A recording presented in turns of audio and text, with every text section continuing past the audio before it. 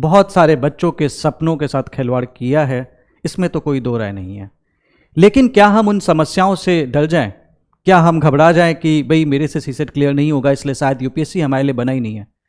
दोस्तों, मैं आपसे कहना चाहता हूं कि हम अपनी प्रॉब्लम्स का चॉइस तो नहीं कर सकते, लेकिन हमें उससे के साथ रिस्पॉन्ड कैसे करना है, हमें उन प्रॉब्लम्स को हैंडल कैसे करना है, ये चीज़ हम जरूर चूज कर सकते हैं। While we can not choose our problems, we can always choose how we can respond to them. एक ऐसी ही एक कहानी है एक व्यक्ति की जो मैं आपके साथ शेयर करना चाहता हूँ। उनका नाम मैं सबसे आपको आखिरी में बताऊंगा, बट ये हजारों साल पुरानी कहानी है। एक बच्चा था जो एक गुरुकुल में पढ़ाई करता था। उनके टीचर ने एक दिन उनको बोला, जो उनके गुरु थे, क्योंकि हमारे भारतवर्ष में गुरु शिष्य परंपरा चलती आई है, तो उन्होंने एक बार बोला कि बेटा तुम पढ़ाई नहीं कर पाओगे। तो उस बच्चे ने बोला, सर आप ऐसा क्यों बोल रहे हैं? बोला तुम इधर आओ। फिर वो बच्चा उनके पास गया, उन्होंने उसकी हथेली देखी और हथेली देख के ये बोला, ये अपनी हथेली देखो, इस पे विद्या की रेखा तो है ही नहीं, तो तुम कहाँ से पढ़ाई करोगे? अब इस पे बच्चा बहुत टेंस्ड हो गया। बोला अच्छा सर आप ऐसा कह रहे हैं मैं पढ़ नहीं पाऊंगा, लेकिन मैं तो पढ़ना चाहता हूँ। तो बोला नहीं, तुम्हारे हाथ में रेखा नहीं है, तुम नहीं पढ़ पाओगे। उन्होंने दूसरे बच्चों के भी बुलाए, उनकी हथेलियाँ दिखाएं, उस पर दिखाया कि देखो सबके हाथ में विद्या की रेखा है, लेकिन तुम्हारे हाथ में विद्या की रेखा नहीं है।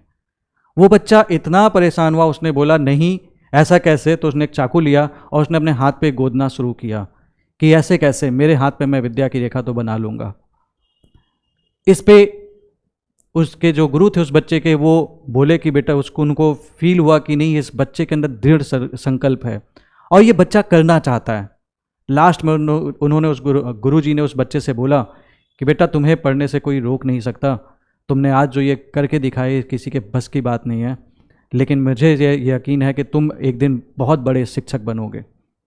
और उस इंसान ने आगे जाके एक बहुत ही फेमस किताब है अष्टाध्यायी, जो कि व्याकरण की किताब है और जिसको लिखा है महर्षि पाणिनि ने। तो वो बच्चा जो था वो महर्षि पाणिनि थे जिन्होंने वो किताब लिखी थी। और आज भी हजारों साल बाद भी ऐसी ग्रामर की किताब नहीं लिखी गई है। अब एक हजारों साल पहले अगर एक बच्चा ऐसा कर सकता है और जाके भविष्य में महर्षि पाणिनि बन सकता है, तो क्या आप ये चूज नहीं कर सकते कि आप अपनी प्रॉब्लम्स का किस तरह से रिस्पॉन्ड करेंगे? और कोई चीज़ अगर हमें नहीं आती है तो क्या आप ये चूज नहीं कर सकते कि हम उसको सीख के आगे बढ़ेंगे? विश्वास कीजिए खुद के ऊपर।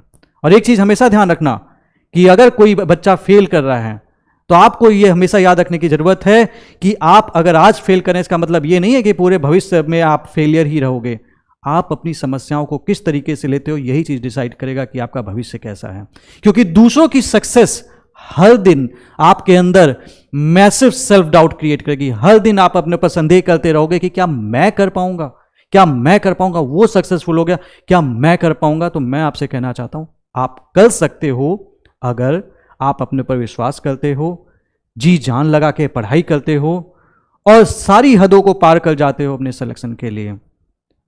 मेहनत करने वाले बच्चों का सिलेक्शन होता है और ये अक्सर देखा गया है कि वो उन सारे बच्चों से बेहतर करते चले गए हैं जिन्होंने ज़िंदगी को बहुत ही हल्के में लिया, मजाक में लिया और उसके चलते वो कुछ नहीं कर पाए। तो आपको ज़रूरत है कुछ ऐसी मेहनत की ताकि आप सीसेट को क्वालिफाई कर सकें और अपने जीएस के पेपर में जाके फोड़ के आईएएस बन सकें। तो चलिए